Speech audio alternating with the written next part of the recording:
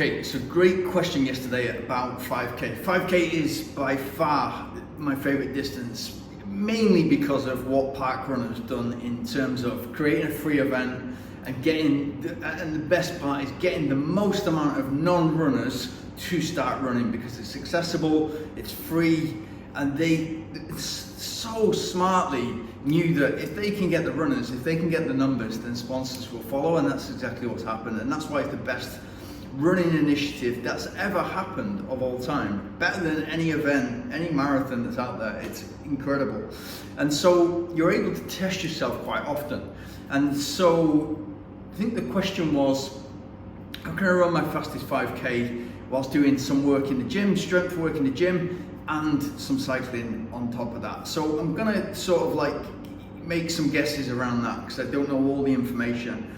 But 4 times a week running, 2 times a week cycling, and on those cycle rides, if you can go out there for 2.5, 3 hours, and you can hit sort of 100 miles a week, 160 kilometers, and then your strength work in the gym, all focused on the power muscles. You're gonna need your glutes for a fast 5K. So you're gonna want to work on your glutes. You're gonna wanting to do a deadlift, and deadlifts twice a week, and work on your hamstring strength. And if you've never done a deadlift, if you've not worked on those before, and squats and lunges, then get somebody in the gym to show you, whether it's somebody who works there as staff or somebody who looks capable, looks to know what they're doing. No matter what you Google or YouTube, it's really difficult. It's really difficult to make a video that shows you exactly how you should be doing a deadlift, which is so important to get right because of your lower back. You don't want to hurt your lower back, no matter what your age is. And it's really important to get the form right, straight back, and gradually go down and then pick it up and isolate the glute at the same time, and also feel it in the hamstrings. Really important. So I put that into my schedule twice a week, and I put that on so the way I'd work the schedule for 4 days running, I'd incorporate 2 recovery runs, an interval session, a long run. You're still going to need endurance for your speed endurance. You're still going to be able to want that stamina endurance that you can race the 5K rather than just surviving it. And that goes for the 5K, 1500 meters, 400 meters, 800 meters, all the way up to marathon, ultra marathon, whatever distance you're trying to do. You want to be able to race it, give your best, and be in control until the final stages, and ideally through the line. And so it's really important to keep on with that 5K, even though you're just running 5K. And it's still a long way to race. Like, you can hurt yourself in a 400 meters. You can kind of not hurt yourself, but you can really go into that pain cave over a 400 meters. It's a difficult event to get right, and it's the same with the 1500 meters. It's the same with the 3000 meters. Same with 5000 meters, 5K. So what I would do is initially get fit. As with any schedule, get fit, and what you're essentially doing with that, whether it's kind of depending on where you are at the moment, whether it's 4 weeks, 6 weeks, 8 weeks. Get fit so that the schedule isn't a shock to the system in the first couple of weeks. So I'd put something fast in there, like an interval session, midweek interval session, a weekend long run. And that weekend long run doesn't have to be so long, but if you can be running an hour plus, and then in the schedule be running up to an hour, maybe up to 2 hours, depending on where you are at the moment, depending on what your long run is. You've only run sort of like 10, 12 kilometers at the moment, and that's your long run, then that's where you want to be starting your long run, at 10, 12 kilometers and moving on. Don't just think that a long run is 2 hours, 2 hours plus, because that's what people talk about long runs being. The long run for you is the furthest that you've run at the moment, and what you can comfortably handle at a slow pace, and then gradually move that on to build the endurance. And then if we skip forward to the sessions, the layout of the week, as I've said, midweek interval session, weekend long run, a rest day after your interval session, a rest day after your long run where you're on the bike. So it's an active rest day, and ideally you're doing 80 kilometers, 60 to 80 kilometers each day on the bike. So 2 to 2.5, 3 hours. and that's going to build a lot of endurance as well, which is going to make the long run really easy. And it's going to, those two sessions, the interval session, long run, and the bike, feed into each other really well and make you a powerful, strong and robust athlete. So that's really working. So active rest day after your hard sessions, your interval session and your long run. Then the recovery run, doesn't matter on the distance. Try to get out there for 40 minutes, but keep it really easy. And like, it's probably easier than what you think it is. Try to go off effort. If you've got a watch, try to keep your heart rate really low. And by really low, I can only tell you my zones, but it's likely that you're going to be around about 120 to 130, 140 beats, and no more than that. But in order to really find out your zones, you're going to need to do a lactate threshold test in the lab, and then get those test results kind of looked at by an exercise physiologist and ideally a coach at the same time, and then prescribe the right sessions. To keep it low and keep it easy. And by easy, if you haven't got access to a heart rate monitor, then you want to be running easy enough that you can get out a full conversation. So if you've got those two recovery runs boxed off, and I do those the day after the cycling. So you've essentially got like an interval session Wednesday, you've got a bike session on a bike and easy cycling session on the Thursday, Friday recovery run, Saturday rest, Sunday long run, and then Monday cycling, Tuesday recovery run, Wednesday interval session again. That's how your week looks.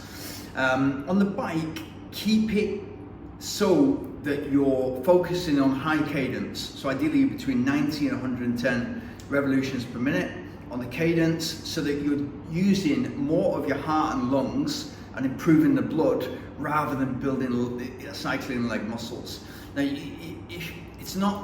it's a big deal in the fact that you can be adding that to running fitness. It depends obviously whether you're a triathlete but if you keep it at high cadence and you keep improving the heart, lungs and blood, then it's going to feed back nicely into that 5k time. For the interval session, so I'd look at a 10-week program which can put you in a really good position, ready to run fast 5k. You can do it quicker than that, but you don't want to be rushing these weeks. And if you're trying to run as fast as you possibly can, 2.5 months is a nice period to be focused. And then on the back of that, you don't need a long taper, because these sessions are not going to take so much out of your body. But if you can give yourself 7 to 10 days before going all out in a time trial or in a 5k race, ideally pick a 5k race in the future when you've built your fitness. Then you're going into your session. You might already be fit. This might not be a shock to you, so you might be able to go straight into a 10-week plan right now, and then do the race sort of like 7 to 10 days later. Ideally 9-10 days later you do that after your last big session.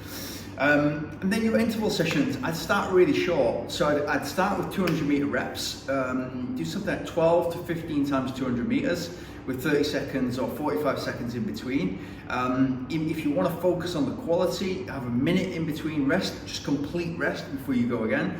Don't do that on the track. Try and do it on the tarmac if that's the surface that you're going to do the 5k time trial or race on. Really keep it as specific as possible, and that's going to help you a lot. A lot of people think their speed comes from the track. It's not true. Their speed will come from working with a fast group that is often training on the track. It doesn't come from the track. So if you think about the way that you run on the track and you're kind of pushing off, because you're going counterclockwise, you're pushing off more on the right, the inside of the right leg and the outside of the left leg is going to be doing more work. And there'll be some imbalances there, together with the surface of the track, like the resistance of the track is less, it's a bit more bouncy, especially on a new track. So try to do that on the tarmac and do your intervals on the tarmac and pace them out or measure them out or use your watch. Start with 200 meters. You can even go lower than that if you feel like you need to build that top end speed. And the reason you want to start with that top end speed is so you're recruiting fast twitch muscle fibers, which are going to come in really useful for a fast 5k. And then if we go off a 20-minute 5k, so 4 minutes per kilometer, then what you want to start to do is build with 20 minutes or 24 minutes, build a number of minutes. So 12 times 2 minutes, 10 times 2 minutes, 1 times 4 minutes, and gradually build those up as you go up. So you get to a point where you can run 4 times 5 minutes, 5 times 5 minutes, 6 times 4 minutes. So you're playing with your body's ability to run fast over an interval and always take 60 seconds in between. The reason I say that is because over the 10 weeks, you can monitor how fast you're moving in the intervals. So you'll notice that, okay, 200 meters, maybe it takes you 30, 40, 50 seconds, but maybe 400 meters isn't so much big difference between 2 times 200 meters, because you begin to get quicker as your biomechanics improve, as your speed improves over the weeks. But it's also to do with, as your speed increases and your heart rate goes up, because your body can then take more speed, and therefore you can kind of use your heart and lungs more, and your heart rate can go up, and the difference, the heart rate variability between top and bottom will go up as well. You'll see that range go higher. Then you'll begin to notice how fit you're getting by how fast and how much your heart rate comes down. So if your top end is like 180, 190 beats, then it's coming down to 130. That's nice, like really, really nice, because you can go again with high quality every 60 seconds. Also helps you in a race. So if you go into the red in a race and you're only 3 kilometers in and you've got 2 kilometers to go, if you slow down a little bit, maybe just 10 seconds per kilometer for 500 meters, so you only lose five seconds, then you can go again and you can kind of give yourself that new life, because you've been teaching yourself to do that over the training. So the intervals gradually build up. Work with minutes or work with distance. So start with 1 minute reps, then 1.5 minute reps, 2 minute reps. Try to keep the overall total volume of 20 to 24 minutes. Maybe you want to do 30 minutes if stamina and endurance is your key.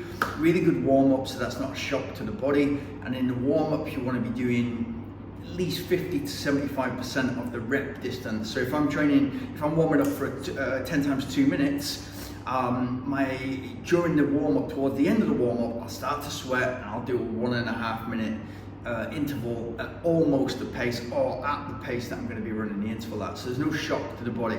You want to get those 10 times 2 minutes in the body. You don't want the first 2 to be, they were not really good, and then I've just done 8. You want all 10 to be solid.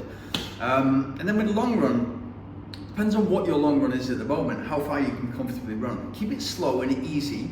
So probably depends on where you're at the moment, but for me it would be something like 20% slower than my race pace. So if my race pace for a marathon is 3 minutes and 20 seconds, then I'll look at that at 180, 200 seconds, and then so 10% is 20 seconds, 20% is 40 seconds, and I'll put that on. So it'll be around about 4 minutes, and it usually is slower than that. So it might be 20 to 40% depending on where you are at the moment. But just be out there. So your long run at the moment might be an hour. That starts your long run. And then over the weeks, just add 5 or 10 minutes. So you do an hour and 10 minute long run, an hour and 20. And every third week, every fourth week, bring it back a little bit. So just bring it back to keep the freshness in the legs. So if you're doing an hour 10, an hour 20, an hour 30, and then bring it back to an hour, and then do an hour 40. So gradually move it up. You don't need to go past 2 hours for a 5K, and you don't really need to go past an hour and a half. If that's a struggle for you, if it's wearing you out, just keep it around about an hour and a half. So if you get to that point where you're gradually building your long run, you build some speed, and then you're gradually building that up. And I'd finish with something like 3 times 10 minutes at race pace, and then maybe 1 times 15 minutes, and 1 times 10 minutes, and then 1 times 5 minutes. And that'll be a nice 30-minute session for you to do before your race. And then for the race,